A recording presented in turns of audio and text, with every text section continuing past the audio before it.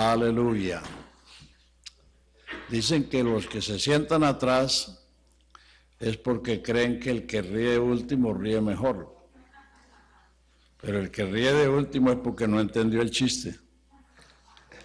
Se ríe porque otros se rieron. Vamos a leer el capítulo 1 de Apocalipsis. Es una manera en que la gente muestra el interés, acercándose para oír la palabra de Dios, estar más atento. Generalmente los que están atrás se distraen con lo que sucede adelante. Apocalipsis capítulo 1. ¿Todos tienen su Biblia? La revelación de Jesucristo que Dios le dio para manifestar a sus siervos las cosas que deben suceder pronto, y la declaró enviándola por medio de su ángel a su siervo Juan.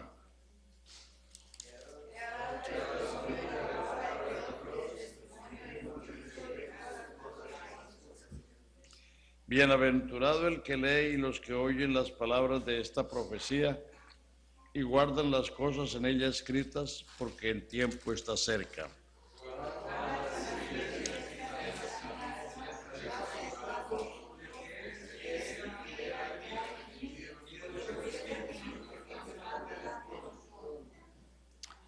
Y de Jesucristo, el testigo fiel, el primogénito de los muertos y el soberano de los reyes de la tierra, al que nos amó y nos lavó de nuestros pecados con su sangre. Y nos hizo rey y sacerdote para Dios su Padre. A él sea gloria e imperio por los siglos de los siglos. Amén. He aquí que viene con las nubes, y todo ojo le verá, y los que le traspasaron, y todos los linajes de la tierra harán lamentación por él. Sí, amén. Yo soy el alfa y la omega, principio y fin, dice el Señor, el que es, el que era, el que ha de venir, el Todopoderoso. Yo, Juan, vuestro hermano y copartícipe vuestro en la tribulación y en el reino y en la paciencia de Jesucristo, estaba en la isla llamada Patmos por causa de la palabra de Dios y el testimonio de Jesucristo. Yo estaba en el Espíritu en el día del Señor y oí detrás de mí una gran voz como de trompeta, que decía: yo soy el alfa y la omega, el primero y el último. Escribe en un libro lo que ves y envíalo a las 7 iglesias que están en Asia, a Éfeso, Esmirna, Pérgamo, Tiatira, Sardis, Filadelfia y Laodicea. Y me volví para ver la voz del que hablaba conmigo, y vuelto vi 7 candeleros de oro. Y en medio de los 7 candeleros de oro a uno semejante al Hijo del Hombre, vestido de una ropa que llegaba hasta los pies, y ceñido por el pecho con un cinto de oro. Su cabeza y sus cabellos eran blancos como blanca lana, como nieve, sus ojos como llama de fuego. Y sus pies semejantes al bronce bruñido, refulgente como en un horno, y su voz como el ruido de muchas aguas. Su boca salía una espada aguda de 2 filos, y su rostro era como el sol cuando resplandece en su fuerza. Cuando le vi, caí como muerto a sus pies, y él puso su diestra sobre mí, diciéndome: no temas, yo soy el primero y el último. Y el que vivo y estuve muerto, mas he aquí que vivo por los siglos de los siglos. Amén. Y tengo la llave de la muerte y del Hades. Escribe las cosas que has visto, las que son y las que han de ser después de estas. El misterio de las 7 estrellas que has visto en mi diestra, y de los 7 candeleros de oro. Las 7 estrellas son los ángeles de las 7 iglesias, y los 7 candeleros que has visto son las 7 iglesias. Amén. Gloria a Dios. Vamos a dar gracias por su palabra y su presencia, y vamos a pedirle al Señor que nos ilumine, que nos guíe por su buen espíritu para comprender las Escrituras. Te damos gracias, Padre Santo, esta tarde, Señor, por el honor de estar en tu presencia. Te damos gracias por tu palabra, que es luz y vida, Señor. En esta tarde pedimos que nos ilumines, que nos capacites, que te reveles a nuestras mentes y corazones para entender tu palabra, Señor, y conocer tus propósitos. Te damos gracias, Padre, en el nombre maravilloso de Jesús. Amén. Amén, amén. Gloria a Jesús. Pueden sentarse, hermanos. Este, que es el último libro de la Biblia, comienza con las palabras: la revelación de Jesucristo que Dios le dio para manifestarla a sus siervos. Juan conocía a Jesús en carne y lo conocía resucitado, pero él no lo conocía glorificado. Por eso esta es la revelación de Jesucristo en gloria, como es y como ha de venir. Y aquí en este capítulo, en el verso 19, está la división del libro de Apocalipsis, que es importante saberlo para entonces entender lo que en él está escrito. Verso 19 dice: escribe lo que has visto. Número 1. Las cosas que son. Número 2. Y las que han de ser después de estas. Lo que Juan vio fue a Jesús glorificado. Y él no lo identificaba. Por eso dije: vi a uno semejante al Hijo del Hombre. O sea, él asociaba el que él conocía con el que estaba viendo. Pero por eso dijo semejante. Semejante no es igual, es parecido. Entonces Jesús se le identificó y le dijo: no temas, yo soy el primero y el último, el que vivo y estuve muerto, y aquí que vivo por los siglos de los siglos. Tengo las llaves del infierno y de la muerte. Entonces, esta es lo que Juan vio. Entonces, escribe las cosas que has visto. El capítulo 1 es la descripción de cómo es Jesucristo en gloria y cómo ha de venir. Las cosas que son están escritas en los capítulos 2 y 3, donde está la condición de las 7 iglesias que habían en la provincia de Asia, que no eran las únicas, sino las que fueron escogidas para describir su condición y así describir también las diferentes etapas que la iglesia pasaría a lo largo de la historia. El capítulo 4 comienza con estas palabras: después de estas cosas, después de la historia de la iglesia. Vi una puerta abierta en el cielo y una voz como de trompeta que me dijo: sube acá y te mostraré las cosas que han de ser después de estas. O sea, todo lo que está en Apocalipsis 4 en adelante, es lo que sucederá después del recogimiento. Voy a contestar la pregunta que hizo el hermano André anoche, porque es importante saber esto. ¿Cuáles son las razones por qué la iglesia no va a pasar por la gran tribulación? Porque como les dije al principio, los seguidores del calendario maya están anunciando que en 2012 el mundo se va a acabar, y una iglesia de California está anunciando que ahora en mayo viene el Señor y se va a acabar el mundo también, cuando el mundo todavía le faltan más de 1000 años de existencia. Hay que pasar por el milenio y todo eso. Entonces, por eso es importante que sepamos por qué la iglesia no está esperando eso y no va a pasar por eso. Número 1, las declaraciones escriturales. Hay declaraciones que determinan eso. Romanos 5:9 dice: mucho más estando ya justificados en su sangre, por él seremos salvos de la ira. La gran tribulación es la ira de Dios sobre el mundo pecador.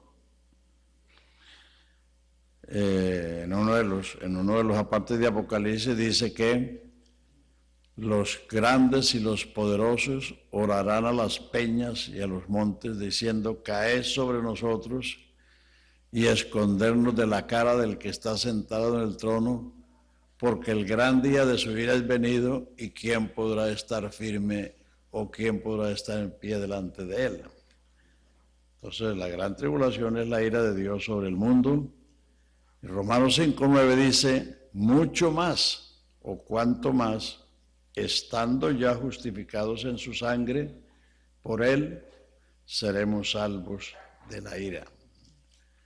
Primera de Tesalonicenses 1:9 y 10: vosotros os convertisteis de los ídolos para servir al Dios vivo y verdadero, y esperar de los cielos a Jesús, quien nos libra de la ira venidera. Primera de Tesalonicenses 5:9: porque no nos ha puesto Dios para ira, sino para alcanzar salvación por medio de nuestro Señor Jesucristo. Apocalipsis 3:10: por cuanto has guardado la palabra de mi paciencia, yo también te guardaré de la hora de la prueba que viene para probar a los que moran en la tierra. Esas son las escrituras que son declaraciones que el Señor libra a la iglesia de la ira. Número 2, los antecedentes históricos. Hay unos antecedentes históricos que son evidencia también de eso. Enoc, séptimo desde Adán, Génesis 5:24, dice: caminó Enoc con Dios y desapareció porque lo llevó Dios. O sea, Dios traspuso a Enoc antes del diluvio, o sea, antes del juicio. Noé fue salvo pasando por el juicio. Ahí están los dos, la iglesia y Israel. Enoc es una figura del recogimiento. Tercero, los capítulos 19 de Génesis, cuando los ángeles llegaron a Sodoma para sacar a Lot, dice que hacían fuerza a Lot y a su familia según la misericordia de Dios para sacarlos. Y cuando los sacaron de Sodoma, les dijeron los ángeles: huye por esta llanura hasta que llegues a Zoar, porque nada podemos hacer hasta que llegues a Zoar, hasta que estuvieran seguros. O sea que el juicio sobre Sodoma y Gomorra fue, primero el Señor sacó a los suyos. Cuarto, el juicio de Dios sobre Egipto. El juicio cayó sobre la tierra de Egipto, pero en la tierra de Gosén, donde estaban los israelitas, ellos no sufrieron los juicios.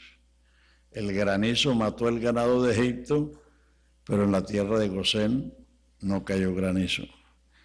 Cuando en Egipto había tinieblas, en Gosén había luz, porque Dios siempre hace diferencia entre su pueblo y el mundo impío. Entonces son antecedentes históricos, y de ellos hablan los apóstoles.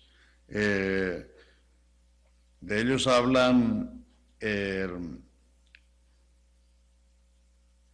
Judas, versículo 5, segunda de Pedro 2, 7 al 9, ahí habla de estos antecedentes. Segunda de Pedro, del 5 al 9, dice: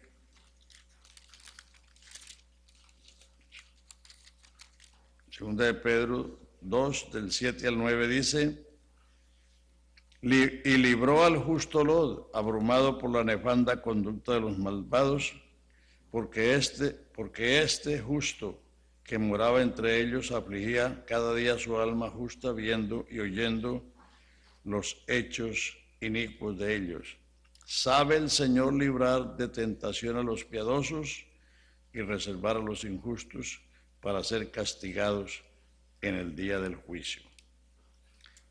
Y Judas, que es el penúltimo libro, versículo 5, mas quiero recordaros que ya una vez lo habéis sabido, que el Señor, habiendo salvado al pueblo, sacándolo de Egipto, después destruyó a los que no creyeron. Esos son antecedentes históricos, o sea que el Señor siempre ha salvado a su pueblo antes de descargar el juicio sobre los impíos.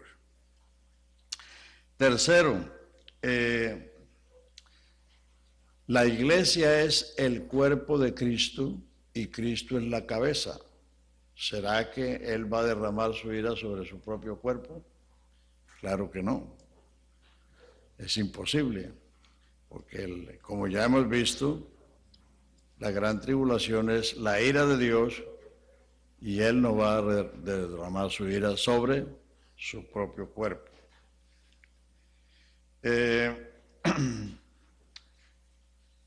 Los antecedentes de Juan. Aquí hay, como dije ya, en el libro de Apocalipsis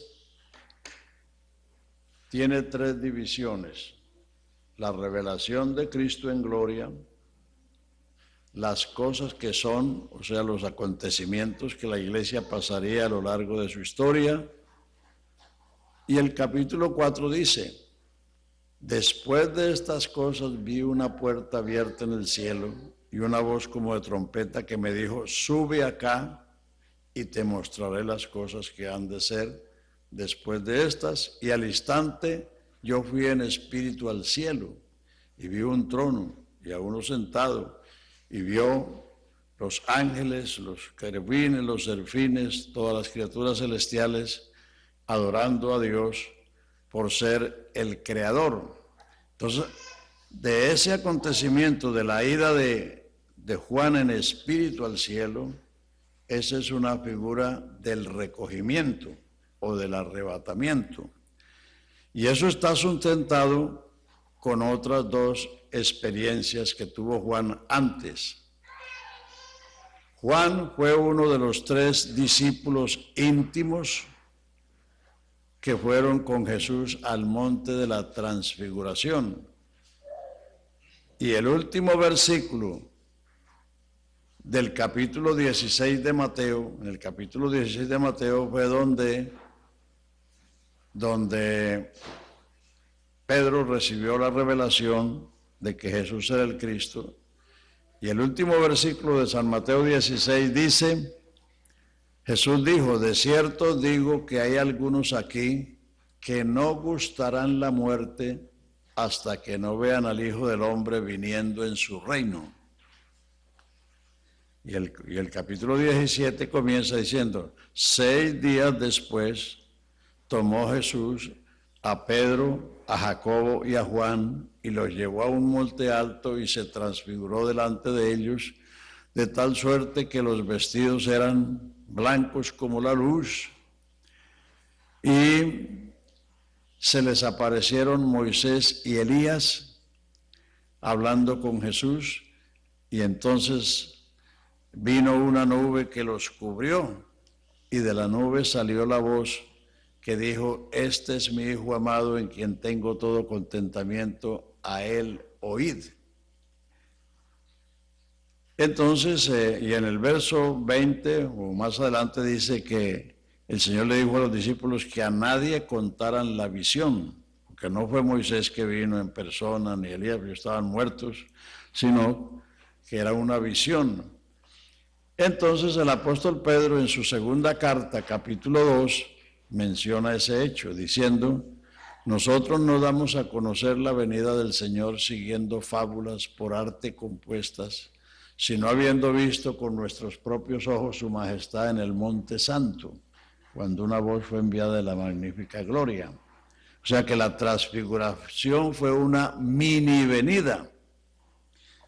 Es decir, que el Señor a través de ese acontecimiento demostró, porque Él apareció ahí como aparece en Apocalipsis 1, los vestidos como la luz, su rostro como el sol cuando resplandece en su fuerza, o sea que Él dejó trascender su gloria, su majestad, y les dijo, de cierto digo que hay aquí algunos que no gustarán la muerte hasta que vean al Hijo del Hombre viniendo en su reino. Esos tres discípulos lo vieron, Pedro, Jacobo y Juan. Y entonces Pedro en su segunda carta, capítulo 1, hace alusión.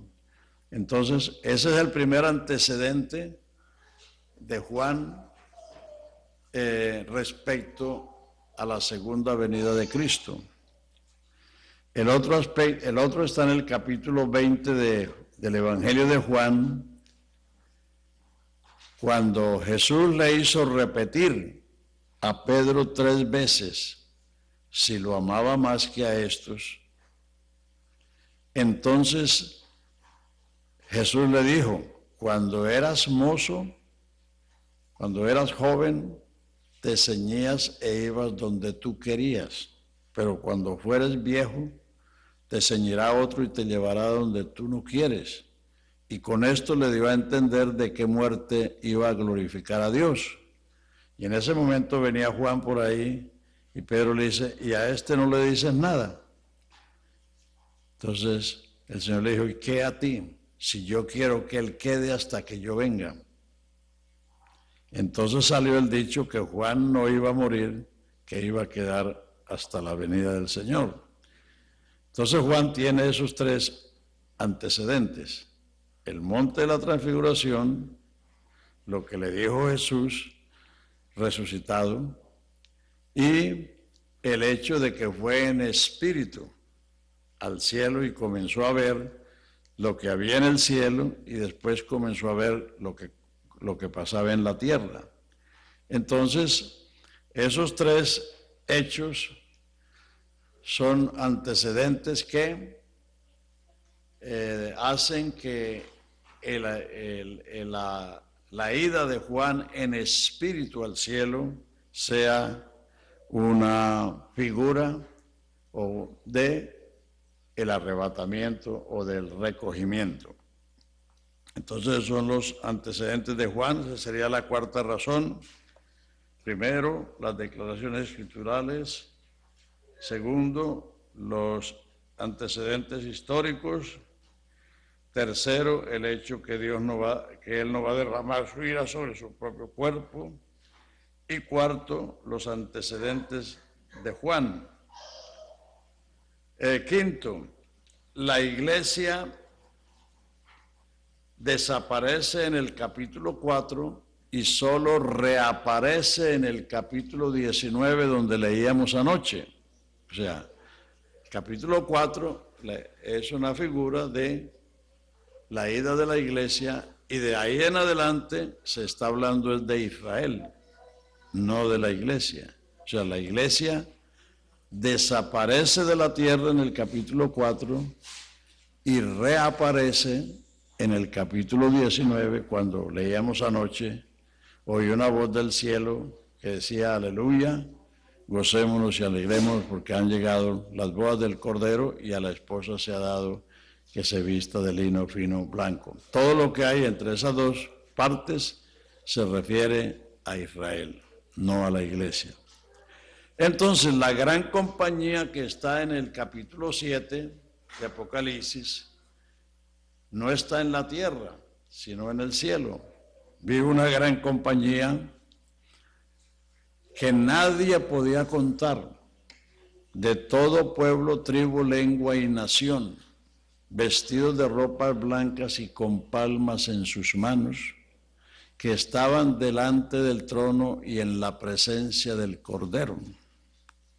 Y entonces preguntaron, ¿quiénes son estos y de dónde han venido? La versión antigua dice, estos son los que han salido de gran tribulación, no de la. O sea, esta es la versión que le puso el artículo. En la antigua versión dice, estos son los que han salido de gran tribulación. Entonces, esa compañía es la iglesia, porque es imposible que de la gran tribulación salga una compañía incontable de todo pueblo, tribu, lengua y nación, cuando la gran tribulación es para poner en cintura a Israel para que se convierta, y en ese tiempo es cuando Dios va a tratar con Israel según las escrituras que hemos visto ayer, y por lo tanto esa compañía es la iglesia, pero la iglesia ahí no está en la tierra, sino en la presencia del Cordero, delante de su trono, vestidos de ropas blancas y con palmas en sus manos, y para estar en eso tiene que haber pasado por la resurrección y por la premiación, porque Apocalipsis 19, donde leíamos anoche, han llegado las bodas del Cordero y a la iglesia se le ha dado que se vista de lino fino blanco, que son las acciones justas de los santos. Entonces, la iglesia, es decir, no, esos no son los salidos de la gran tribulación, sino de gran tribulación. La iglesia ha sufrido tribulación en todas las épocas y en todas partes del mundo. Actualmente en la China están sufriendo cosas espantosas los creyentes. En la época de la Unión Soviética sufrieron cientos de miles, murieron, cientos de miles han muerto en la China por eso. Ahora, en los países árabes, por ahí vi una noticia hoy que salió ahí por el internet, o que el hermano la trajo, de un egipcio encontró a la esposa leyendo la Biblia y cogió y la mató, y mató a sus hijos también, por estar leyendo la Biblia. Porque para los musulmanes, si un musulmán se convierte al cristianismo, es digno de muerte para ellos.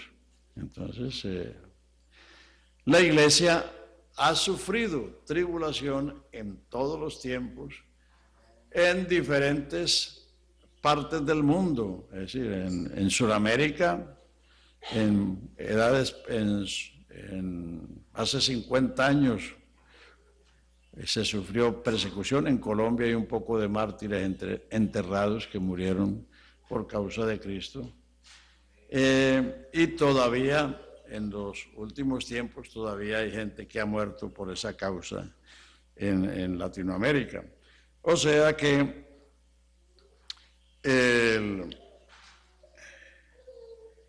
ese es otro hecho. ¿Cuántos llevan? 5. ¿Con este? A ver, las declaraciones escriturales 1, los antecedentes históricos 2, el que el Señor no va a derramar su ira sobre su cuerpo 3, los antecedentes de Juan 4, y que la iglesia, 5, que la iglesia desaparece en el capítulo 4 de Apocalipsis y solo reaparece en la segunda venida de Cristo según el capítulo 19. 6,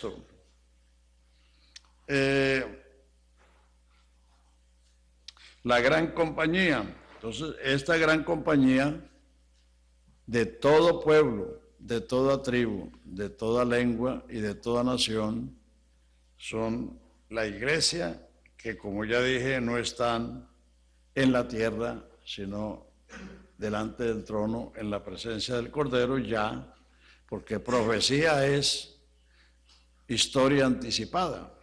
O sea, profecía. Juan estaba viendo las cosas que han de ser después de estas. Juan vio las 3 cosas, recuerden eso.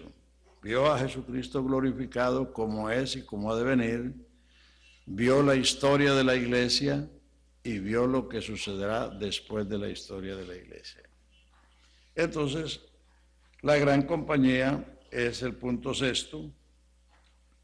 7, la iglesia es un cuerpo indivisible, porque hay una teoría de que en las teorías que hay de la segunda venida de Cristo o de la gran tribulación, que en el recogimiento solo irán los consagrados y que los no consagrados tendrán que pasar por la gran tribulación para que se purifiquen. Entonces, la iglesia es un cuerpo indivisible y a veces eso lo relacionan con el remanente.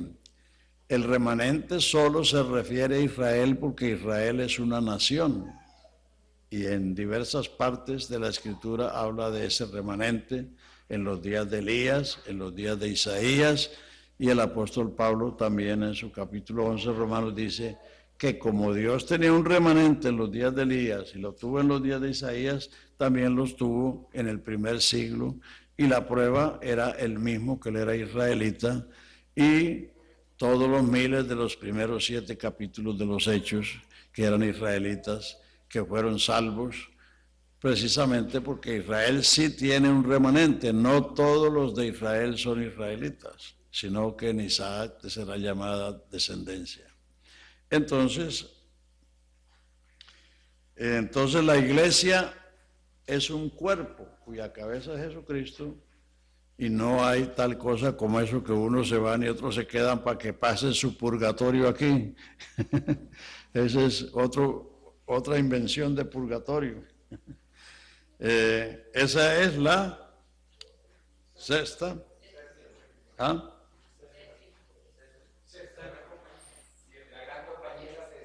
Sí. Y los decapitados del Apocalipsis 24, ya lo dijimos ayer, cuando algunos leen que esos decapitados que recibieron facultad para reinar participaron en la primera resurrección, entonces piensan que la primera resurrección es después de la gran tribulación. Pero como les expliqué anoche, es que la primera resurrección tiene 3 etapas. Cristo el primero, luego los que son de Cristo y finalmente los decapitados de la gran tribulación. Mientras que la segunda resurrección es un solo hecho. Los otros muertos no tornaron a vivir hasta que sean cumplidos 1000 años. O sea, después del milenio es que va a venir el juicio final y entonces viene la condenación para los que no son de Cristo, porque los que son de Cristo ya tienen más de 1000 años de estar gozando del estado de gloria, porque desde el momento que somos transformados y arrebatados, ya estamos en ese estado de gloria, y después viene el milenio. Entonces el juicio final es solamente para los que no son de Cristo. Bueno, ese es el otro punto, que sería el 7 o el 8, 7.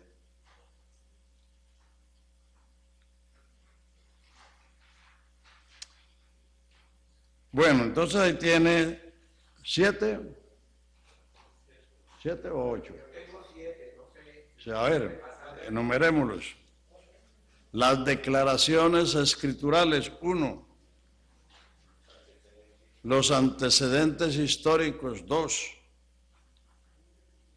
El hecho de que la iglesia es el cuerpo de Cristo y Cristo no va a derramar su ira sobre su propio cuerpo, 3. 4. Los antecedentes de Juan. 5.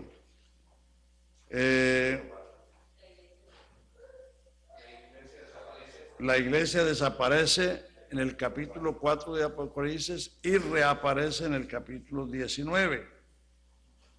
6.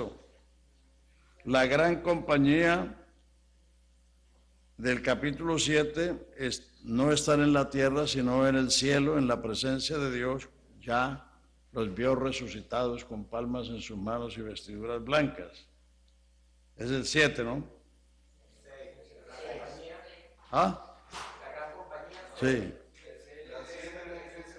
Hable uno porque casi no se oye. La secta es la iglesia, es un cuerpo indivisible. La anterior era el 6. Ahora sí es la gran compañía es la sexta. Exacto. Ahora sí. Entonces la séptima es la iglesia es un cuerpo indivisible, que no hay tal cosa como que unos sí se van en el recogimiento y otros tienen que quedarse para purgar sus pecados. Ese es otro purgatorio inventado por los evangélicos. El primero fue inventado por los católicos, y ahora estos, porque la salvación no es por méritos. Y octavo, los decapitados de la gran tribulación, los decapitados de Apocalipsis 24 son la tercera parte de la primera resurrección. Y pueden poner esta otra también. ¿Habrán más salvos en la gran tribulación que en 20 siglos de predicación? Imposible. Imposible. Entonces, esos son razones suficientes basadas en la palabra de Dios para demostrar que la iglesia no va a pasar por la gran tribulación. Entonces, volviendo a Apocalipsis, capítulo 1 dice, la revelación que Dios le dio a su siervo Juan para anunciarla a sus hermanos. Entonces, el Señor comenzó diciendo, yo soy el alfa y la omega, el primero y el último. Y entonces dice ya el que es, el que era, el que ha de venir, el Todopoderoso. Entonces,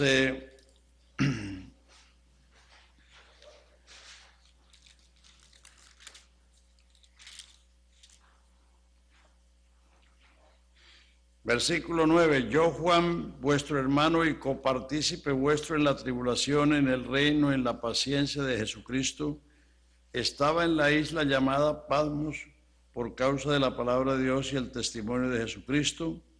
Yo estaba en el Espíritu en el día del Señor y oí detrás de mí una gran voz como de trompeta que decía, yo soy el alfa y la omega, el primero y el último. Escribe en un libro lo que ves y envíalo a las 7 iglesias.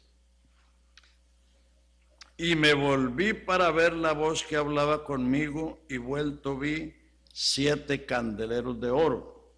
Y en medio de los 7 candeleros de oro a uno semejante al Hijo del Hombre. O sea, él estaba asociando el que veía con el que él conocía. Semejante al Hijo del Hombre, que tenía una vestidura hasta sus pies, que es el vestido sacerdotal porque él es el sumo sacerdote. Sus cabellos blancos como la blanca lana, como la nieve, ceñido por el pecho con un cinto de oro. El oro es la divinidad, la deidad. Su cabeza y sus cabellos blancos como la blanca lana, como la nieve, porque él es el anciano de días. Sus ojos como llama de fuego, porque él es el omnisciente, que todo lo escruta. Sus pies semejantes al bronce bruñido, refulgente como en un horno, porque él es el juez de todos. El bronce habla del juicio.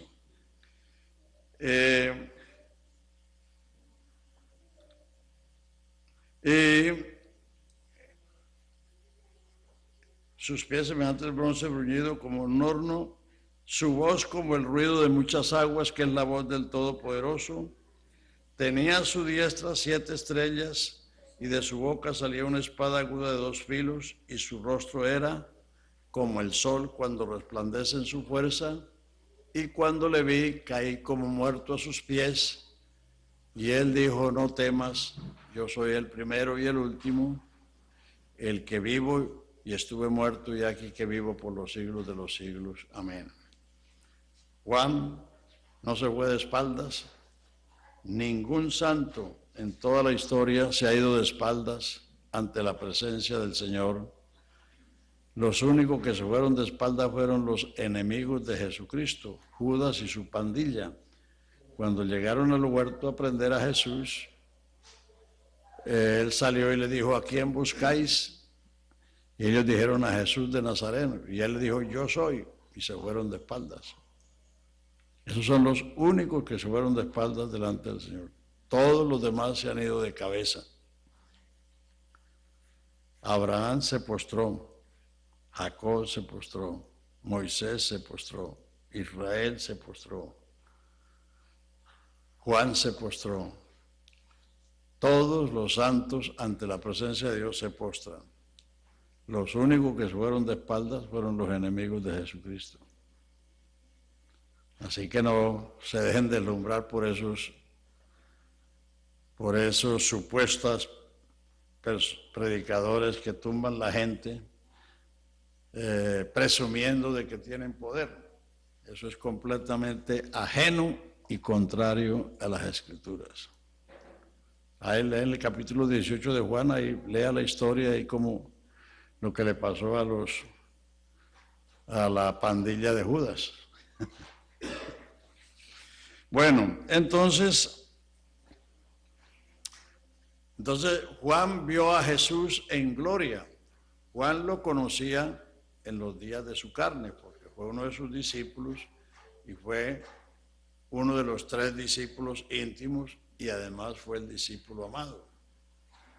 Lo conocía resucitado, pero ahora esta es la descripción de Jesucristo en gloria como Él es y como Él ha de venir, el que es, el que era, el que ha de venir, el Todopoderoso. Y el Señor le dice, escribe lo que ves y envíalo a las 7 iglesias, ¿sí? Para que la iglesia sepa cómo es Él. Él no está montado en un burrito, ni está en la canoa, ni está en el pesebre, ni está en la tumba, ni mucho menos en la cruz. Él pasó por todo eso, pero Él no está, Él está sentado en el trono del universo como el Señor de todos, el Señor de la gloria, el Rey de los siglos, el Rey de los santos, el Rey de la gloria. Entonces, Apocalipsis 1 es la descripción de Jesucristo como Él es, como ha de venir. Los capítulos 2 y 3 que habla de estas 7 iglesias, de esas 7 congregaciones, hubo 5 que fueron censuradas y 2 que no fueron censuradas. La única 2 que no fueron censuradas fue la de Esmirna, que quiere decir amargura, porque estaban pasando por una cruenta persecución, y el Señor les dijo, sé fiel hasta la muerte, y yo te daré la corona de la vida.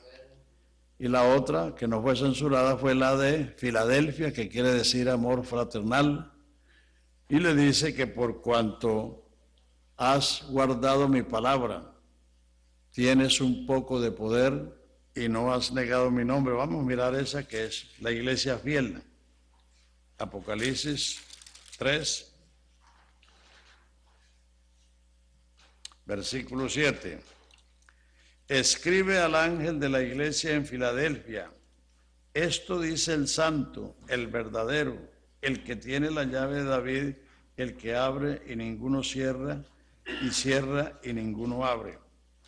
Yo conozco tus obras, he aquí que he puesto delante de ti una puerta abierta, la cual nadie puede cerrar, porque aunque tienes poca fuerza, has guardado mi palabra y no has negado mi nombre.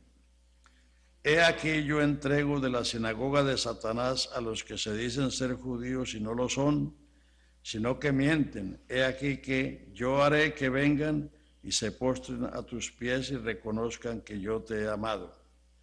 Por cuanto has guardado la palabra de mi paciencia, yo también te guardaré de la hora de la prueba que ha de venir sobre el mundo entero para probar a los que moran en la tierra. A esta iglesia se le prometió una puerta abierta, y esa puerta abierta es la de Apocalipsis 4, la puerta de la esperanza. Una puerta abierta en el cielo y una voz que dice, sube acá y te mostraré las cosas que han de ser después de estas. Eso lo dice el santo, el verdadero, el que tiene la llave de David, el que cierra y nadie abre, y el que abre y nadie cierra. Las otras 5 todas estaban infectadas.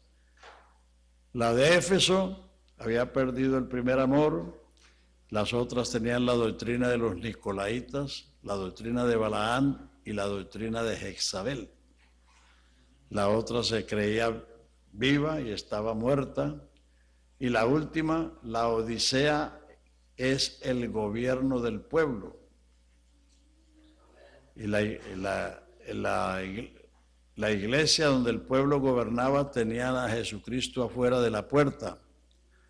Porque el que toca una puerta no está afuera, no está adentro, está afuera. He aquí yo estoy a la puerta y llamo. El que toca la puerta no está adentro.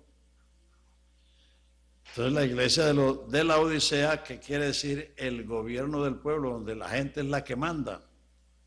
El pastor tiene que hacer lo que la gente manda. Esa iglesia echó a Jesucristo diciendo, yo estoy rica, me he enriquecido, no tengo necesidad de nada, pero no conocía que era una miserable, pobre, ciega y desnuda. Porque si no tenía a Jesucristo no tiene nada. El que pierde a Jesucristo se queda en la inopia. No sé si todos entienden eso.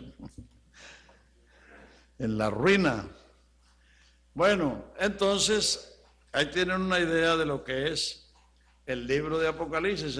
Por eso usted ve en todos los otros capítulos que habla del santuario, que habla de la mujer que estaba embarazada con las 2 estrellas, que es Israel. Todo lo demás se refiere a Israel, porque en este libro está la descripción de la iglesia hasta el recogimiento y luego sigue el trato de Dios con Israel. Bueno, esa creo que está respondida la pregunta, hermano André.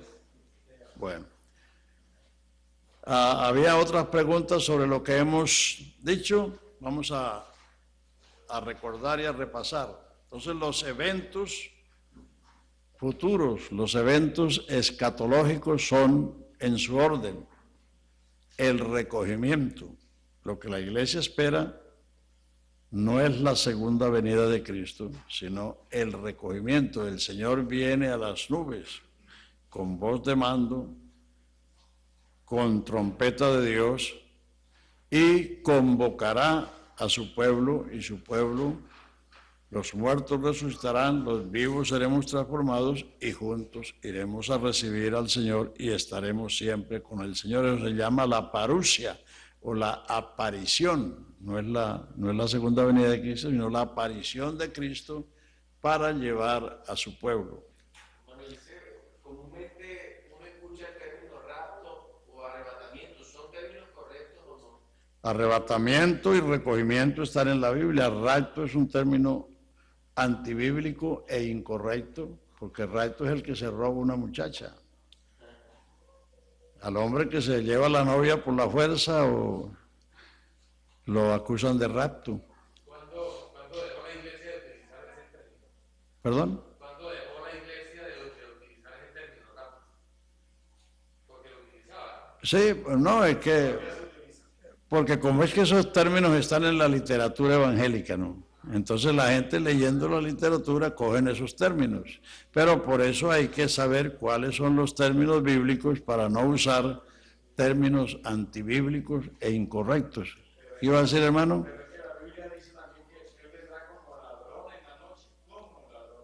Sí, pero eso es el día del Señor, no es el recogimiento. O sea, cuando dice que Él vendrá como ladrón, se refiere al día del Señor, el día del juicio.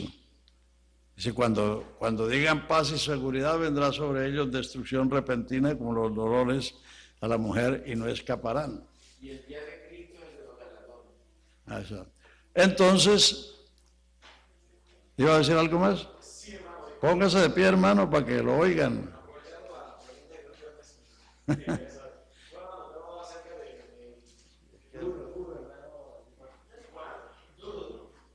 en el monte de la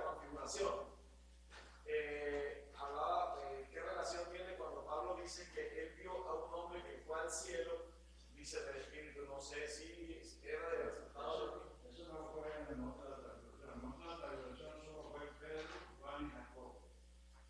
Pablo dice en 2 de Corintios que por las revelaciones dice, conozco un hombre, si en el cuerpo no lo sé, o si fuera del cuerpo no lo sé, que fue hasta el tercer cielo y oyó palabras que no le fue permitido hablar. Eso fue Pablo. O sea, él se está hablando de sí mismo, pero para no decirse Pablo, él dijo, yo conozco un hombre que fue al tercer cielo, lo mismo que le pasó a Juan. Pero el tiempo fue diferente, porque a Pablo le sucedió eso dentro de su ministerio público, dentro del tiempo en que él estuvo predicando, y Juan le sucedió esto en el fin del primer siglo, cuando estaba preso en la isla de Patmos. Juan, en cierta manera, se cumplió lo que el Señor le dijo, porque Juan, antes de mandarlo a la isla de Patmos, lo echaron en un caldero de aceite hirviendo para cocinarlo, pero no le pasó nada. Entonces lo mandaron a la isla de Patmos para que se muriera de hambre. Es una isla que está en el mar Egeo. Y él salió de la isla de Patmos, porque después vino un emperador que alivió la situación y él vivió en Éfeso. Y él escribió esto en el Apocalipsis y las epístolas por el año 96, 95, 96. O sea, él fue el que sobrevivió a los apóstoles. Por eso en las epístolas se le llama el anciano, porque era el único sobreviviente de los apóstoles. En cambio, los otros murieron, Pablo y Pedro murieron en el año 68, en el reinado de Nerón. Entonces, por eso son casos distintos en tiempo y también en lo que estaba diciendo, en el contexto, porque Pablo entonces está diciendo que a causa de las revelaciones, para que él no se inflara, entonces el Señor le mandó un mensajero que lo abofeteaba, para que a causa de las revelaciones no se enalteciera. Y entonces Pablo oró 3 veces para que el Señor le quitara esa aflicción, y el Señor le dijo, bástate mi gracia. Esto lo está enseñando como una lección. Entonces dice, cuando soy débil, soy poderoso, porque la potencia de Dios se perfecciona en la flaqueza humana. Entonces lo está dando como una lección de que él, por la grandeza de las revelaciones que tuvo, el Señor tuvo que ponerle un desinflador. Exacto. Bueno, ¿dónde íbamos? Bueno, entonces está claro lo de Apocalipsis, que se compone de 3 partes. Capítulo 1, la revelación de Jesucristo. Capítulo 2 y 3, la revelación de las iglesias, de la historia de la iglesia. Y del capítulo 4 en adelante, las cosas que han de suceder después de estas. ¿Hay otra pregunta sobre lo que hemos estado mirando? Bueno, entonces vamos a repasar. Lo que la iglesia espera es el recogimiento. Del recogimiento va al tribunal de Cristo para recibir los galardones por su servicio, su trabajo. Del tribunal de Cristo va a las bodas del Cordero. Estos acontecimientos se sucederán durante 7 años, y durante esos 7 años estará actuando el anticristo, porque el anticristo se manifestará cuando el Espíritu de Dios se vaya con la iglesia. Entonces lo que impide al anticristo manifestarse o personificarse es que el Espíritu de Dios está en la iglesia, y la iglesia le hace resistencia, y por eso, pero una vez que la iglesia sea levantada, entonces el mundo quedará a la merced de él. Entonces se manifestará que el inicuo al cual el Señor destruirá con el resplandor de su venida, con el poder de su potencia y con el resplandor de su venida. Esa es su segunda venida. Entonces, en la segunda venida de Cristo, que es lo cuarto, recogimiento, tribunal de Cristo, bodas del Cordero, la segunda venida de Cristo es para salvar a Israel, que está gimiendo por la tribulación,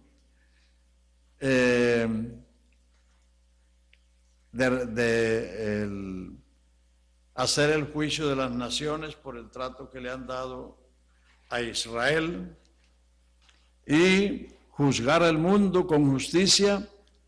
Y una vez que el gobierno del anticristo sea destruido totalmente, entonces el Señor establecerá el milenio, que es el séptimo día de la creación o el reposo de la creación. Y este reino, el reino de Dios sobre la tierra, es un reino de 1000 años, presidido por Cristo.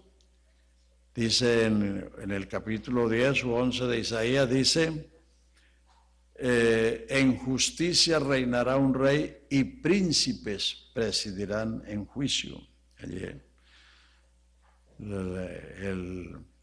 una ocasión Pedro le dijo al Señor, Señor, nosotros hemos dejado todo, ¿qué pues tendremos? Él le dijo, vosotros que me habéis seguido en las tribulaciones y en las tentaciones, se sentaréis sobre 12 tronos juzgando las 12 tribus de Israel. Los 12 apóstoles son los 12 apóstoles del Cordero y son los que van a sentarse sobre 12 tronos juzgando las 12 tribus de Israel. Pablo es el apóstol al mundo gentil. Pablo fue designado predicador, apóstol y maestro de los gentiles en fe y verdad. La iglesia judía comenzó en Jerusalén y la iglesia judía decreció hasta que desapareció. Eso está dicho en las parábolas del capítulo 13 de Mateo, cuando Cristo les dio la parábola del sembrador. Le dijo que la semilla caída en buena tierra daría fruto a 100, a 60 y a 30, o sea, decreciendo, que no es lo normal. Lo normal es que un árbol frutal da fruto primero a 30, después a 60 y después a 100. Eso se lo dijo a ellos porque en el capítulo anterior, el 12 de Mateo, ellos habían cometido el pecado imperdonable, la blasfemia contra el Espíritu Santo. Cuando él echó fuera un demonio, dijeron que él lo hacía por Belzebú, príncipe de los demonios. Entonces, por eso en el capítulo 13, la parábola del sembrador está de esa manera, y además los discípulos le preguntaron que por qué les hablaba en parábolas a ellos. Entonces Jesús les dijo, porque a vosotros les es concedido saber los misterios del reino de Dios, pero a ellos no, porque viendo no ven y oyendo no oyen, para que se conviertan y yo los sane. Estaban bajo juicio. En cambio, la misma parábola en el capítulo 8 de Marcos dice, la semilla que cayó en buena tierra dio fruto a 30, a 60 y a 100, que es lo normal. Entonces, la iglesia que comenzó en la casa de Cornelio, con una familia, fue la que llegó a Antioquía de Siria, y desde Antioquía el apóstol Pablo llevó el evangelio por todos los alrededores de Jerusalén hasta Ilírico en Europa. Entonces, Antioquía se volvió el centro mundial de evangelismo. De allí salió Pablo a todos los viajes, de allí regresó de todos los viajes para dar cuenta de todo lo que el Señor había hecho entre los gentiles. Entonces la iglesia judía decreció hasta que desapareció. Y la iglesia que ha llegado hasta nosotros es la iglesia gentil que comenzó en la casa de Cornelio, llegó hasta Antioquía de Siria y de ahí se difundió al mundo conocido de aquel entonces, que era África, Europa y Asia. Entonces, por eso la iglesia se conoce mundialmente como una iglesia gentil. Sí han habido israelitas que se han convertido a Cristo en estos 20 siglos, pero ellos han sido incorporados a la iglesia, porque por un espíritu fuimos todos bautizados en un cuerpo, sean judíos, sean griegos, sean siervos, sean libres, sean varones, sean hembras, a todos se nos dio a beber de un mismo espíritu. El que entra en Cristo pierde la identidad de judío o de gentil y se vuelve miembro del cuerpo de Cristo. Hermano Liceo, mi esposa, ella me preguntaba algo en la casa y era que durante el milenio, como las cosas van a ser restauradas, los niños que nazcan en el milenio y que bueno, no estuvieron en toda esa historia antes, tendrán posibilidad de alcanzar salvación o no. Claro que sí, hermano. Entonces eso me preguntaba ella, ¿verdad? Es decir, es que el milenio es el hecho en que Dios va a demostrar que solo bajo el cetro de Él el hombre va a encontrar la justicia, la paz, la libertad, la prosperidad. Ninguno de los gobernantes, ninguno de los imperios que han transcurrido a lo largo de la historia ha logrado eso, porque es un imposible para el hombre, porque el hombre es pecador, es injusto, no puede producir un reino de justicia, de paz y de gozo. Entonces en el milenio toda la gente que nazca va a nacer en el reino de Dios. No va a haber diablo que los tiente, no va a haber necesidades que los induzcan a pecar. Pero entonces, al final del milenio habrá una prueba. El diablo será suelto y saldrá para engañar a la gente. Los que se dejen engañar y se sumen al diablo para ir contra Cristo y sus santos que gobiernan el mundo en Jerusalén, entonces el fuego del cielo caerá y los matará. Los otros entrarán en la nueva creación, claro, porque han nacido en el reino de Dios. Claro. Es que el reino de Dios, como les expliqué, como dice Romanos 14, 17, el reino de Dios es justicia, paz y gozo en el Espíritu Santo. No es un lugar, es un estado que se vive bajo el gobierno de Jesucristo. Entonces, el milenio es la materialización de ese reino sobre toda la creación. Por eso nosotros somos las primicias de esa creación, de la nueva creación. Porque ahora los únicos que estamos en el reino de Dios es la iglesia que está bajo el gobierno de Jesucristo. Y en el milenio, no solamente la gente, sino que la creación va a ser redimida y se va a vivir entonces en el reino de Dios. Sin embargo, eso no es argumento para que alguno planee sobrevivir a la tribulación y entrar al milenio y ponerse las pilas a ella, ¿verdad? No, claro que no. En ninguna manera. Es decir, si uno no se salva con este río de gracia, teniendo a Jesucristo entre nosotros, se va a salvar teniendo al anticristo como Señor del mundo. Pero después con el diablo amarrado es más fácil. ¿Cómo? Con el diablo amarrado es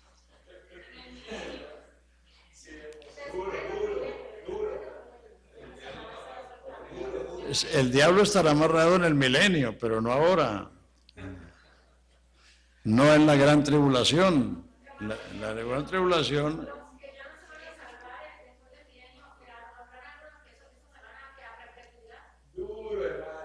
Póngase de pie, hermana, y hable claro.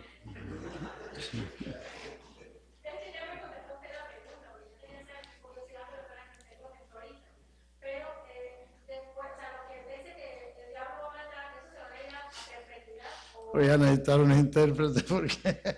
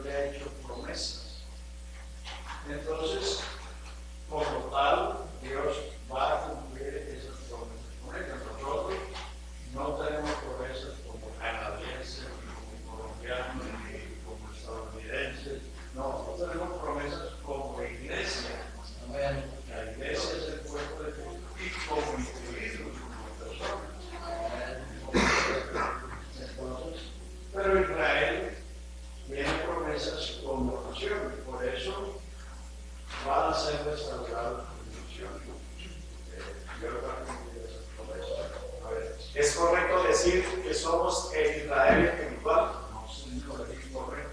Siempre se ha dicho eso. Lea Gálatas 6:15. Esto quiere decir que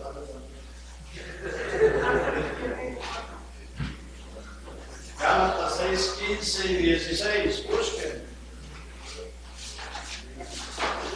En Cristo ni la circuncisión ni la incircuncisión vale nada, sino la nueva creación. Y todos los que anden conforme a estas reglas, las reglas de la nueva creación, paz a ellos, paz y misericordia a ellos, Jehová y al Israel de Dios. Esta es la diferencia. La nueva creación y el Israel de Dios. Israel de Dios son el remanente de Israel, porque no todos los de Israel son israelitas. Gálatas está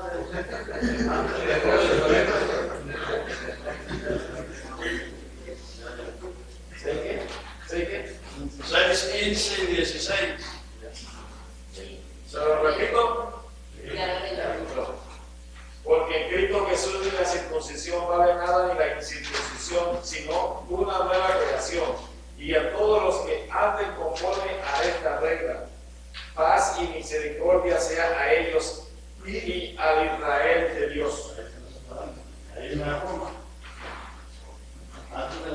una coma. Claro. Paz y misericordia a los que sigan las reglas de la nueva creación. Israel no ha nacido de nuevo. Va a nacer de nuevo cuando se convierta.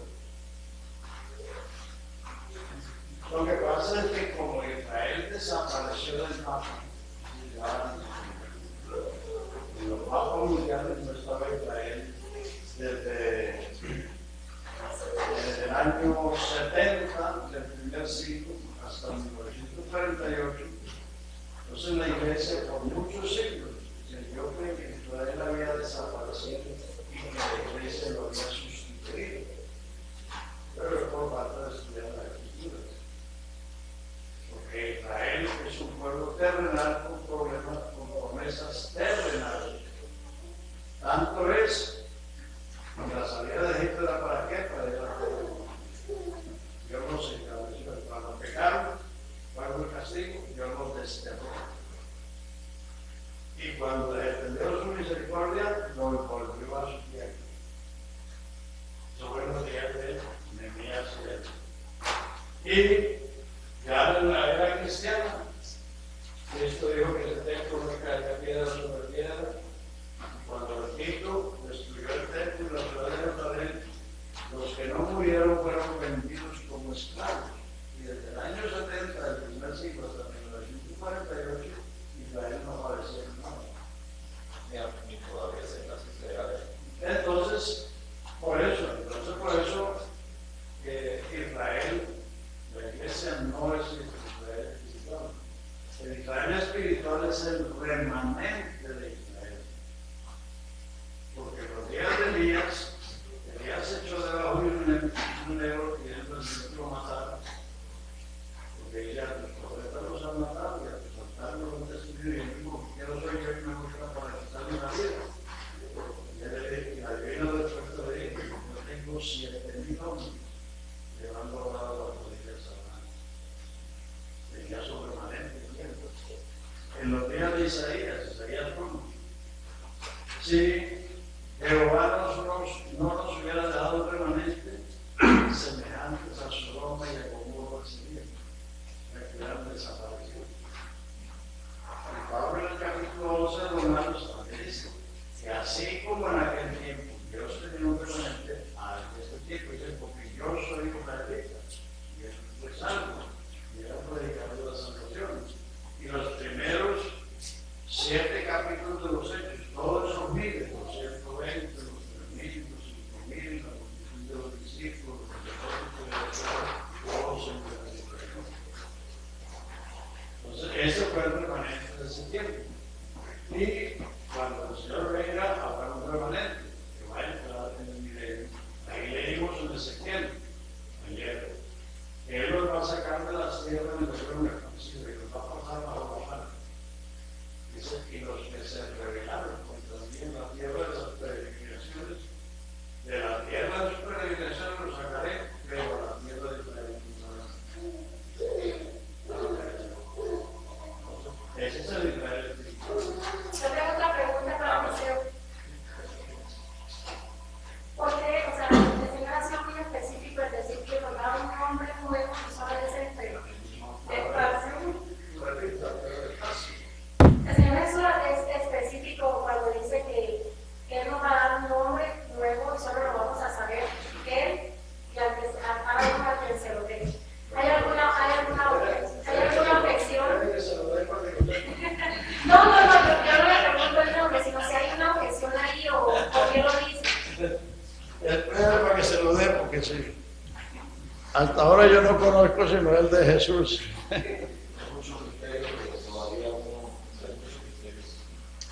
Bueno, ¿hay alguna otra pregunta del tema, de lo que se ha tratado? De los eventos que se han tratado. ¿Hay alguna pregunta? ¿O todo está claro? A ver, hermano. Bueno, en el monte de la transfiguración, que dice pues que los apóstoles que subieron allá, Juan, Pedro y Jacobo, que vieron a Elías y a Moisés. Pero digo yo, bueno, lo vieron a ellos si eran ellos, porque cuando leemos por allá en Saúl mandó llamar a hechicera para que se apareciera Samuel, se dice que no era Samuel. Entonces aquí que aparecen Elías y Moisés, que ya estaban muertos. Dos cosas distintas. La pregunta, bueno, no la revelación fue una visión. El Señor le dijo a los discípulos que a nadie le era la visión, hasta que Él nos resucitara la visión. Una visión es algo que uno ve, pero no es la persona real. Por ejemplo, Pablo iba para partir y para decir que el Espíritu no lo dejó ir. Entonces se acordó porque dice que de noche tuvo una visión de un varón macedonio que se ponía delante de él de fácil de duda. No fue un hombre que le metió Juan para acá. Una visión es algo que uno ve, pero eso no es la persona real. Moisés estaba muerto y Elías estaba muerto. Entonces, porque la transfiguración tenía dos propósitos. Número uno, mostrar la mini venida. O sea, eso fue una mini venida. El Señor dijo, de cierto digo que hay algunos aquí que no gustarán la muerte hasta que vean al Hijo del Hombre viviendo en su reino. 6 días después, el hombre fue creado el día sexto, está siendo recreado en sexta dispensación. 6 días después, tomó a Pedro, Juan y Jacob, y fue con Jesús y delante de ellos. Se aparecieron Moisés y Elías, que son Moisés el representante de la ley y Elías el representante de los profetas. Y la voz que salió de la nube dice, este es mi Hijo amado, a él oí. O sea, que la ley y los profetas se van a cumplir, como lo dijo Cristo en Mateo 11:13, todos los profetas de la ley hasta Juan profetizaron. O sea, allí en el Monte Santo, la voz que sale de la nube dice, este es mi Hijo amado, a él oí. Porque la ley y los profetas habían llegado a su cumplimiento. Entonces, y esa era una visión. No era Moisés, ni era Elías. Yo complemento un poco la pregunta del hermano, porque es que en la muerte de Elías y de Moisés había sucedido mucho tiempo antes, o sea, digamos que sí, Mucho tiempo atrás. sí, mucho tiempo. Entonces la pregunta es, ¿cómo conocían Juan y para saber que realmente era Moisés y era Elías? Cuando yo decía, Tenía que tener la visión tenía que tener alguna cosa que describiera a Moisés. Porque ellos, los israelitas, tenían a Moisés como lo máximo. Entonces, tenía que haber algún aspecto que dijera que ese era Moisés y que otro era Elías. Pero la finalidad de la transfiguración era esas dos cosas. Una demostración de su segunda venida y que la ley y los profetas habían llegado a su cumplimiento y de ahí en adelante hay que oír al que dijo la última palabra. ¿Se acabó?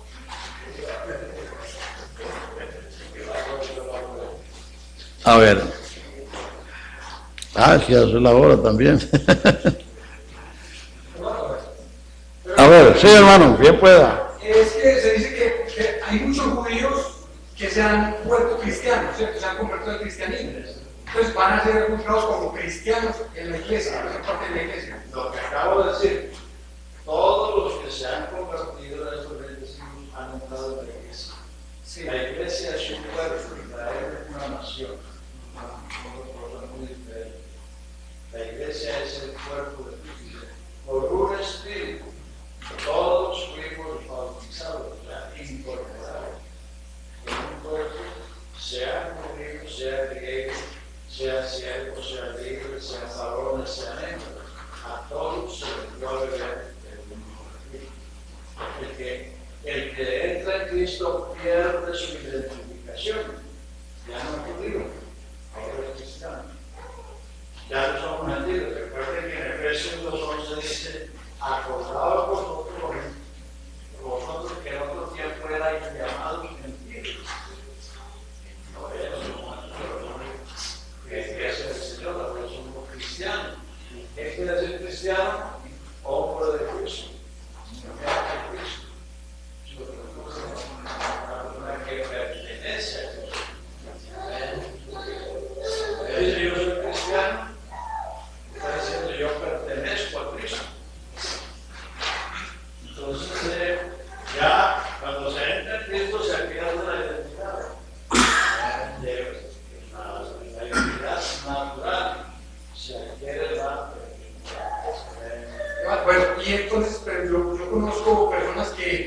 se han convertido al judaísmo.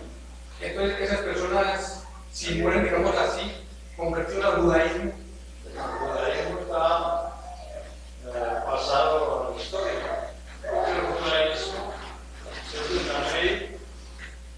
La ley tenía su ministerio y su tiempo.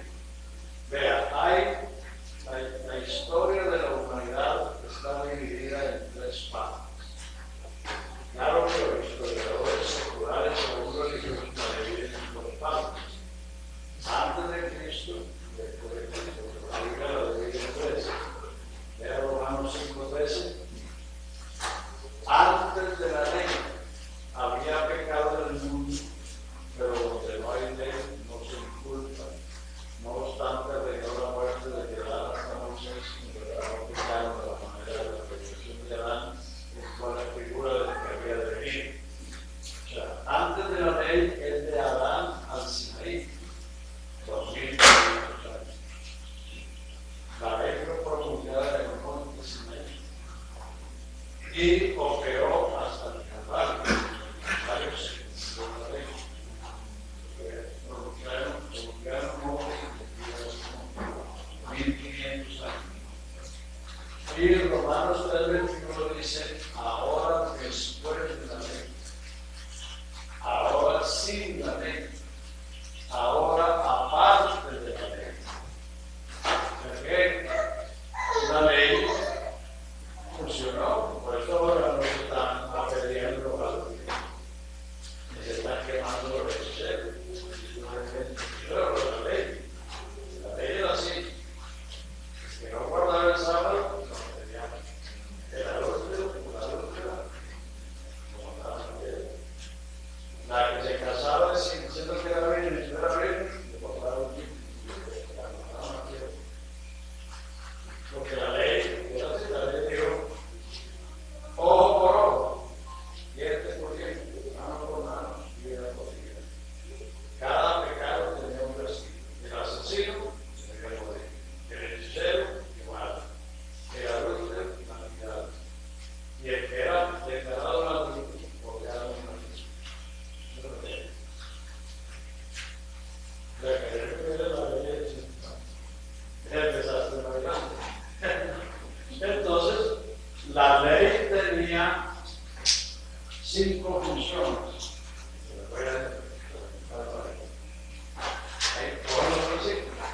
Romanos 3, 18 y 19, o 19 y 20. Romanos 3, pero sabemos que todo lo que la ley dice, lo dice a los que están en la ley, para que todo el mundo cierre su boca ante el juicio de Dios. Porque por las obras de la ley, ningún ser humano se justificará delante de Dios, porque por la ley es el conocimiento del pecado. La ley vino para revelar el pecado.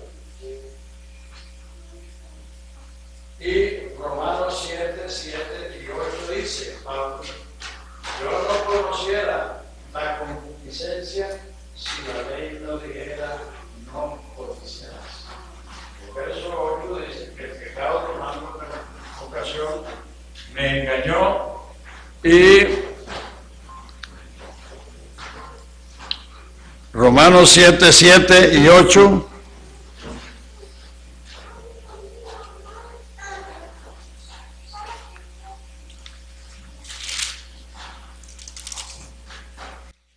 Mas el pecado tomando ocasión por el mandamiento produjo en mí toda codicia, porque sin la ley el pecado está muerto. o sea, el pecado, la ley fue lo que agregó el pecado de Adán a Moisés era una naturaleza solamente. El hombre tenía la naturaleza adánica, la naturaleza. Pero el hombre no era transgresor, porque no había una ley que le dijera haz esto y no haga aquello. Pero no era transgresor. Entonces cuando la ley vino, la ley manda y prohíbe. Manda a ser bueno y prohíbe ser malo. Entonces después de la ley el hombre es pecador por naturaleza, transgresor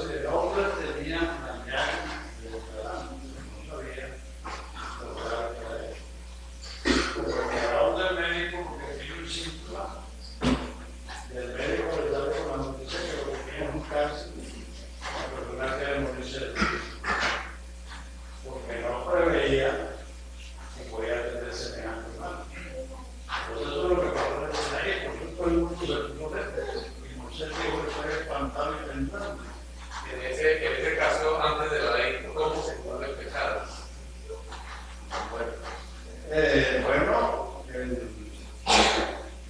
antes de la ley, dice Romanos,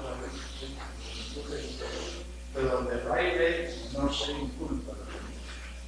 Pero se supone que hubo juicios y condenación al pecado. Sí, pero no conforme a la ley. Porque la ley es una expresión específica. No hagas eso, significa hacer esto. Pero en los periodos anteriores del pecado al diluvio, la gente vivía por conciencia. Del diluvio a la comunión de Jehová por el gobierno humano. Noé estableció un gobierno y estableció unos principios. Y luego vino la dispensación de promesas, los patriarcas recibieron las promesas de Dios y vivieron y adquirieron esas promesas. Ellos no estaban obedeciendo la ley. Porque en ese caso se puede creer o pensar que Dios juzgaba a los hombres por las leyes que los mismos hombres imponían, porque hubo leyes y códigos antes de la ley. Sí, claro. Es decir, en Romanos 2, donde están los 7 principios, cuando Dios juzgará al mundo, Dios dice que los que sin ley pecaron, sin ley serán condenados. Los que por la ley pecaron, por la ley serán juzgados. Los que no tuvieron ley, pero fueron ley así, ese será el argumento que los acusará o los defenderá el día que Dios juzgará los secretos de los hombres con la ley. Amén. Ahora yo tengo una pregunta. Perdona, yo tengo una pregunta. Sí, pero no terminamos esto. Sí. ¿Iba a decir algo de la ley? Parecido. Vamos a terminar esto de la ley para que esté redondo. Entonces, la ley vino para revelar el pecado y para agravar el pecado. Antes de la ley era una naturaleza, después de la ley era una transgresión. Entonces, la ley infló el pecado. Segunda de Corintios 7, segunda de Corintios 3, 7, ahí hasta el 18 se dice que el ministerio de la ley era un ministerio de muerte y condenación. La ley vino para condenar el pecado, tolerar, agravar y condenar. Si el ministerio de muerte, grabado en piedras, fue con gloria, tanto que los hijos de Israel no pudieron fijar la vista en el rostro de Moisés a causa de la gloria, la cual había de perecer, ¿cómo no será con gloria el ministerio del Espíritu? Si el ministerio de condenación tuvo gloria, ¿cuánto más glorioso será el ministerio de justificación? Porque lo que fue glorioso ya no es glorioso en comparación a la gloria más evidente. Porque si lo que perece tuvo gloria, ¿cuánto más glorioso será lo que permanece? Pero teniendo tal esperanza, usamos de mucha franqueza y no como Moisés, que ponía un velo sobre su rostro, para que los hijos de Israel no fijaran la vista en aquello que había de ser abolido. Pero a ellos se les encontró el entendimiento porque hasta el día de hoy, cuando leen a Moisés, el velo está puesto sobre el corazón de ellos. Pero cuando se conviertan al Señor, el velo se quitará, porque el Señor es el Espíritu, donde está el Espíritu del Señor, allí hay libertad, la libertad del ministerio de muerte y prevención de la ley. La ley vino para condenar y para matar, es el ministerio de la ley. La ley es una cárcel de 10 barrotes, donde Dios encerró a toda la humanidad bajo pecado, que ya lo hay en Gálatas 3:19. Gálatas 3:19 dice, ¿para qué sirve la ley? ¿Cuál es el oficio de la ley? ¿Cuál es el ministerio de la ley?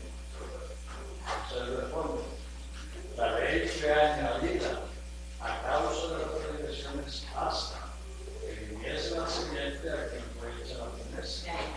Fue ordenada por medio de ángeles en la mano de un mediador. el mediador no es de uno solo, pero Dios es uno. Luego la ley es contraria a las promesas de Dios en ninguna manera, porque si la ley dada pudiera purificar la primera bandera, la justicia fuera verdaderamente para la ley.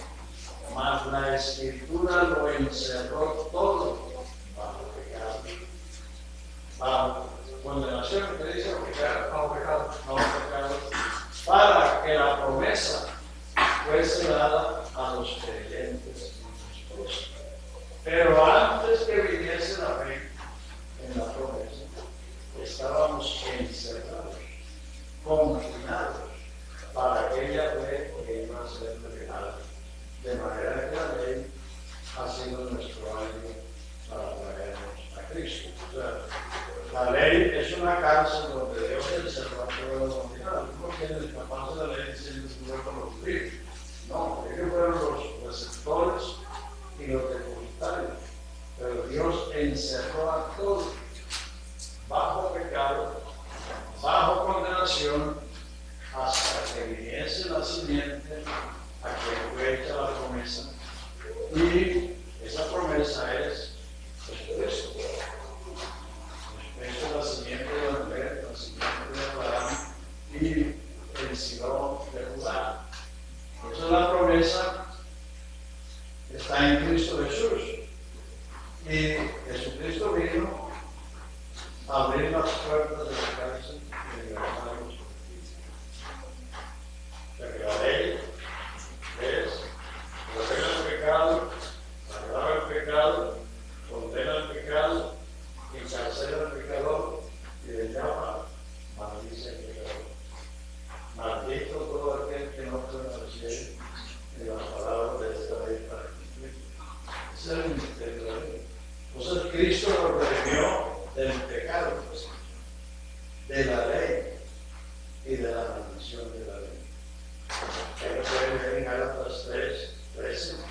Cristo nos redimió de la ley, Él fue maldición por nosotros, porque Cristo está maldito todo aquel que es colgado en un madero, para que la bendición dada a Abraham alcanzase a los gentiles, para que por la fe recibiésemos la promesa de Dios. Gálatas 4:4 dice: venido el cumplimiento del tiempo, Dios envió a su Hijo nacido de mujer, súbdito a la ley, para que redimiese a los que estaban bajo la ley. Él nos redimió del pecado, de la ley y de la maldición de la ley.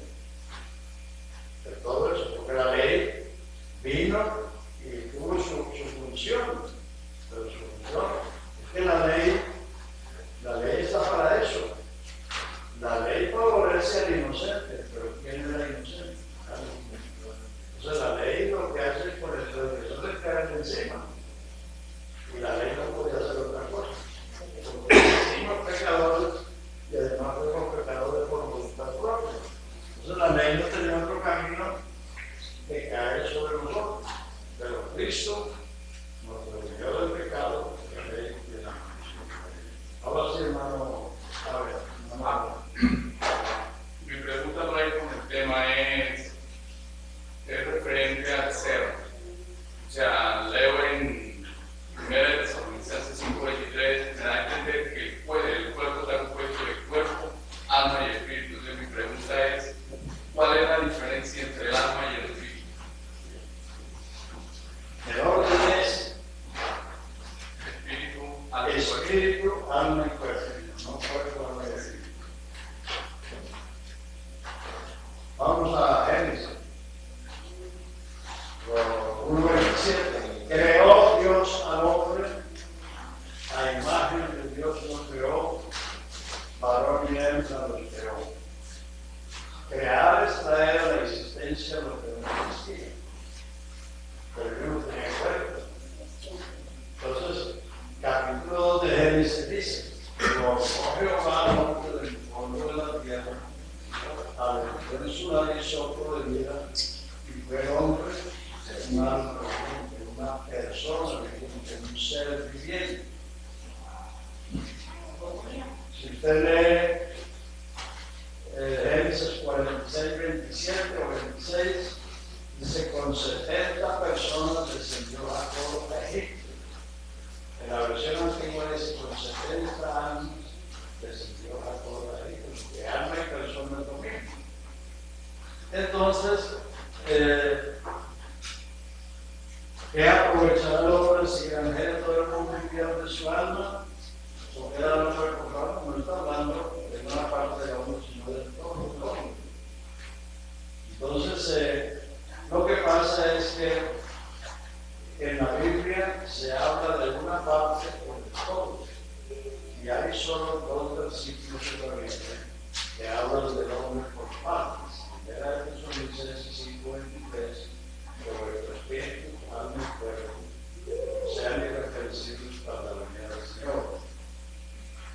Hebreos 4:12, la palabra de Dios es más penetrante que toda la espada de Dios que parte el alma, el espíritu, la cultura y los tuétanos, diciendo los pensamientos y las intenciones del corazón. Esos son los únicos versículos que hablan del hombre por partes, los demás hablan de una parte por el todo. Descendieron 70 años. Cuando usted va a predicar a las almas, usted va a predicar al hombre entero por una parte. Cuando usted dice se convirtieron 10 almas, ¿qué voy a decir? ¿Este fantasma que se convirtieron? No, 7 personas. Lo mismo usa el término carne. Génesis 6:3, no contenderá mi espíritu por el hombre siempre, porque el hombre es carne. Salmo 65, a ti vendrá toda carne y beberán. Correcto 28, derramaré mi espíritu sobre toda carne. Está hablando de una parte, pero de todo, porque el hombre no es una carne. Entonces, cuando se habla de alma, habla de la persona entera. Entonces, ya hablando del alma, discriminando por partes, entonces vamos a ver qué es el alma. ¿Qué es lo que el Señor le dio al muñeco que hizo? Un espíritu. Job dice, ciertamente espíritu de Dios hay en el hombre. El espíritu de Dios me hizo y el soplo del omnipotente me dio vida. Cuando habla de la muerte, no habla de que el alma se fue a Dios, sino el espíritu. El Salmo 25 dice, en tus manos encomiendo mi espíritu. Eclesiastés 12:7 dice, el polvo va al polvo porque el espíritu se fue a Dios que lo dio.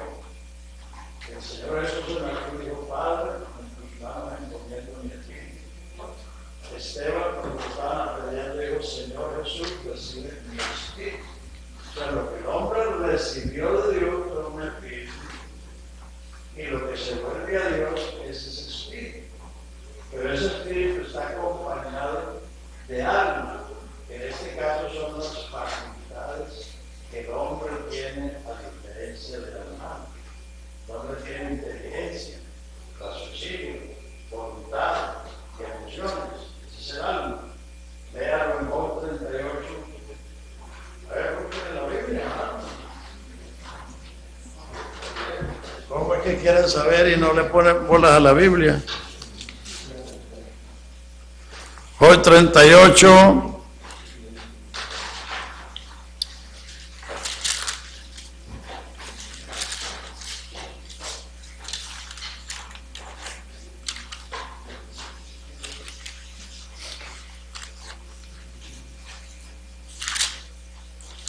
Job 38, 26 creo que es. 26. Sí, 26.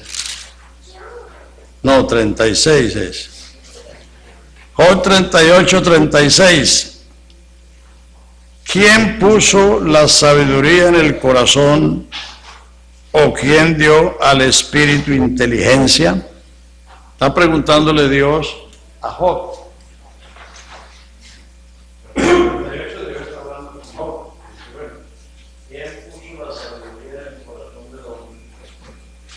tiene una inteligencia el espíritu del hombre. Entonces, el alma son las facultades que el hombre tiene de inteligencia animal. Es decir, ese espíritu que Dios le dio al hombre está dotado de inteligencia, de raciocinio, de voluntad y de emociones. Eso es lo que es el alma. Fíjense que la Biblia dice: mi alma se alegra, mi alma se goza, mi alma está triste, mi alma se angustia. ¿Por qué se alegra usted cuando oye o ve una cosa buena? Porque entiende, sabe. ¿Por qué se aflige o se angustia usted cuando oye una mala noticia o cuando ve una tragedia? Porque sabe lo que está sucediendo. Pero para un caballo lo mismo es en el carnaval que en el funeral. El perro le bate la cola a su amo en el baile o en el velorio. Porque él no sabe lo que está pasando. Y se va a ver la prueba. Es el perro.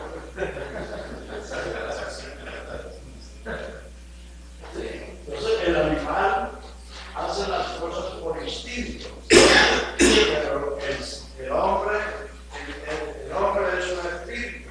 Dios le dio un cuerpo.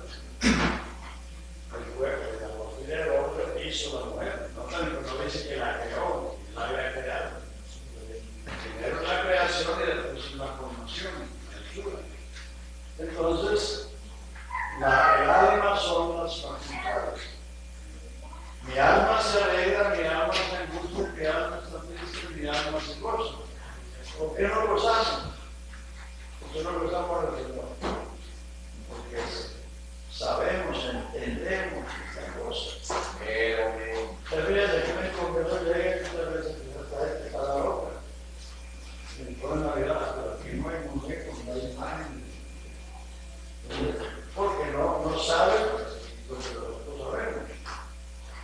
Entonces, el alma son esas facultades que el hombre tiene, y ahí se lo dice el Señor Agón: tiene mucho la sabiduría en el corazón del hombre.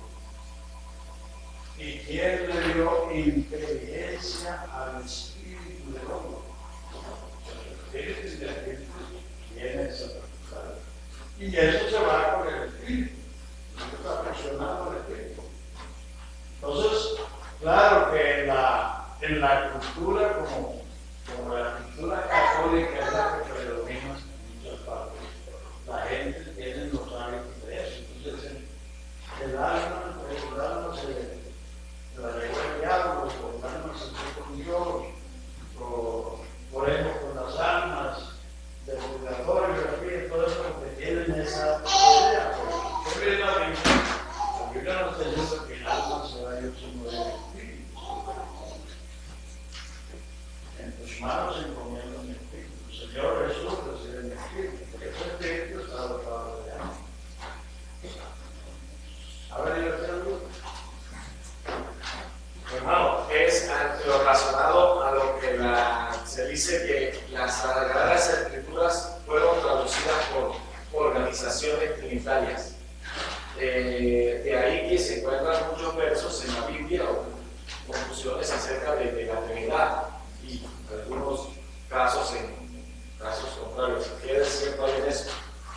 No, las Escrituras es cierto que la mayoría de los traductores, no todos, la mayoría de los traductores son de creencias trinitarias y se han influido en algunos casos, pero no quiere decir que hayan cambiado los textos. Por ejemplo, voy a decirle algunos, por ejemplo, en la antigua versión, Mateo 19 dice: y de ser discípulos, doctrinándolos, enseñándolos. Esto ya no dice doctrinándolos. Y de ser discípulos, bautizándolos y enseñándolos. Que le restaron una parte importante. Y eso puede ser una influencia trinitaria, porque ellos dicen que predicar doctrina produce división, y no hablan de que no predican doctrina. Ahora, la doctrina de la Trinidad solo existe en la mente de la gente que se la han sentado. La doctrina de la Trinidad no existe en la mente del cielo. La Trinidad fue importada de las doctrinas paganas, los babilonios, los persas, los griegos, los egipcios, los hindúes. Todos ellos tienen la Trinidad pagana. Y el catolicismo la importó. El catolicismo es una mezcla de paganismo, judaísmo y algo de cristianismo. Por eso lo magnífico. Una mezcla de pastales, de los amigos de los sacerdotes, de los institutos de la ley. Y las imágenes y los rezos provienen del paganismo. Entonces, todos los versículos que hay en la Biblia son explicables respecto a la unicidad, no a la Trinidad. La Trinidad no existe. Y el mejor ejemplo es el hombre. El hombre es espíritu, alma y cuerpo, pero el hombre no son tres. El espíritu, alma y cuerpo. Hermano, En primera de Juan 5:7 también es lo agregado. Dicen eso, pero yo no creo que es conveniente hacer eso, porque eso le puede perder crédito a la gente. Eso tiene su explicación. Ya dice, tres son los que dan testimonio en el cielo: el Padre, el Verbo y el Espíritu, y estos tres son uno. El Padre, ¿quién es? El Espíritu. ¿Por qué se hizo Padre? Porque engendró un hijo. Y el Verbo es su palabra. Los tres son uno. Porque el Espíritu y el Verbo lo son dos. Usted no puede separar su palabra de su persona. Cuando usted pueda separar su palabra de su persona, puede separar el Verbo de Dios. Porque es imposible.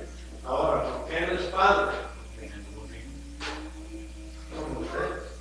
Si tiene hijo, cuando engendró un hijo, usted le dice Padre, es la misma persona. Estos tres son uno. En cambio, el siguiente versículo dice: tres son los que dan testimonio en la tierra: el espíritu, el agua y la sangre, y estos tres concuerdan. Son elementos diferentes. Agua es una cosa, espíritu otra cosa, y el espíritu, el agua y la sangre. Son tres elementos que están en el plan de la redención. Y concuerdan, no tienen ningún problema escucharlo. Eso no está diciendo que hay Trinidad en una parte. Hermano, y lo último ya como para concluir, cómo estudiar la Biblia, lo de ayer. bueno, perdón. Para que, hermano Eliseo, perdón, si puedo utilizar el micrófono para que quede bien en la grabación. Hermano del liceo, antes de pasar al tema, retomando el tema de alma, cuerpo y espíritu. La Biblia dice que ganará el hombre si granjeare todo el mundo y perdiere su alma. ¿Qué es lo que se pierde? ¿Y qué es lo que se pierde? El hombre se pierde entero. El hombre cayó entero, el Señor lo ha rescatado entero, y si se deja perder, se va a perder entero. No es una parte. Es lo que seguramente no me entendió lo que dije. La Biblia habla del hombre de una parte por el todo. Formó al hombre del polvo de la tierra, alentó en su nariz soplo de vida, y fue el hombre un alma, un ser viviente, una persona viviente. Tanto que las versiones antiguas decían: con 70 almas descendió Jacob a Egipto. No fue 70 espantos, sino 70 personas. No contenderá mi espíritu con el hombre siempre, porque el hombre es carne. A ti vendrá toda carne y orarán. derramaré mi espíritu sobre toda carne. Está hablando de una parte por el todo.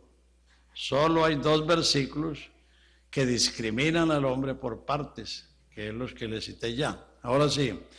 Bueno, la mejor manera de estudiar la Biblia es leerla libro por libro. No a saltos, no a brincos. No es que usted lea un poquito hoy en el Salmo y otro poquito en San Mateo y otro poquito en Apocalipsis. No, eso no es la manera de leer ni de estudiar la Biblia, sino usted lea libro por libro.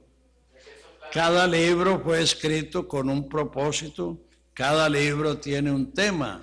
Cuando usted lee el libro entero, usted tiene un panorama de los personajes, de los lugares, de los acontecimientos. Entonces usted tiene una idea general de qué es lo que se le está diciendo. Número 1. Número 2, usted tiene que usar las reglas elementales. ¿Quién dijo lo que yo estoy leyendo? ¿A quién se lo dijo? ¿Cuándo lo dijo? ¿En qué tiempo? Los que no creen en la planificación familiar todavía están diciendo crecer y multiplicados, pero eso se lo dijo el Señor a la primera pareja. Él no lo siguió repitiendo. Pero los que no creen en la planificación familiar, entonces dicen, no, Dios dijo crecer y multiplicados. Pero ¿cuándo dijo eso? ¿Y a quién le dijo eso? Entonces eso hay que tomarlo en cuenta. ¿Por qué lo dijo? ¿Qué circunstancias, qué situaciones habían en ese momento, en ese lugar, con esas personas, para que se les dijera lo que se dice? Entonces son cosas que hay que tomar en cuenta. ¿Quién lo dijo? ¿A quién se lo dijo? ¿Cuándo lo dijo? ¿Por qué lo dijo? ¿Y para qué lo dijo?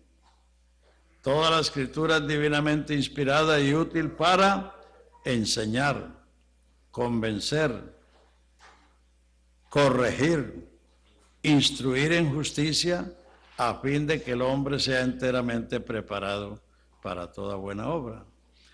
Es decir, dejen la costumbre de leer la Biblia a saltos.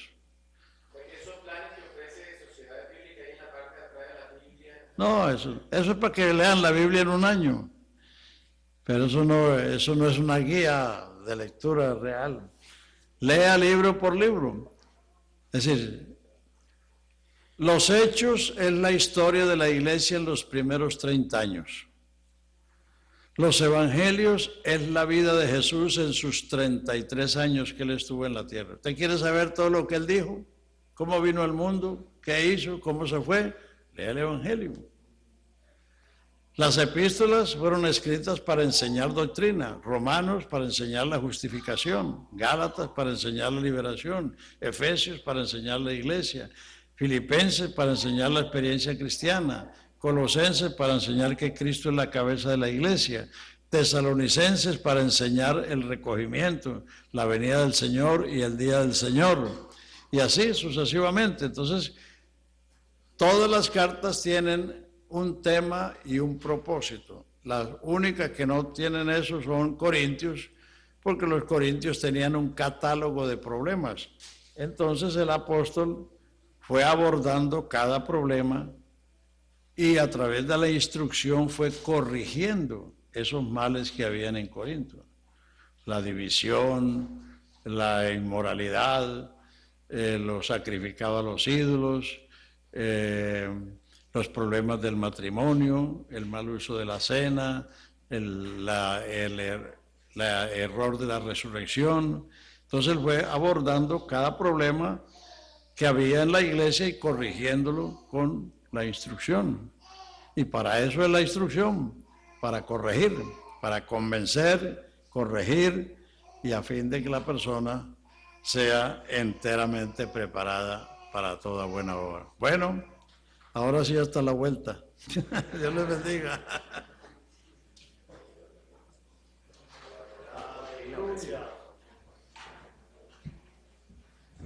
Le agradecemos a todos los hermanos su asistencia y gracias a Dios por estos 3 días que el Señor nos ha permitido. Amén. Gloria al Señor. Vamos a orar. Nuestro hermano Luis Miguel va a seguir y nos va a dirigir en esta oración, y así quedamos todos despedidos. Bueno, hermano, oremos en el nombre de Jesús. Levante su mano al cielo, incline su rostro y vamos a expresar el agradecimiento a Dios por haber podido recibir la instrucción de la palabra. Amén, hermano.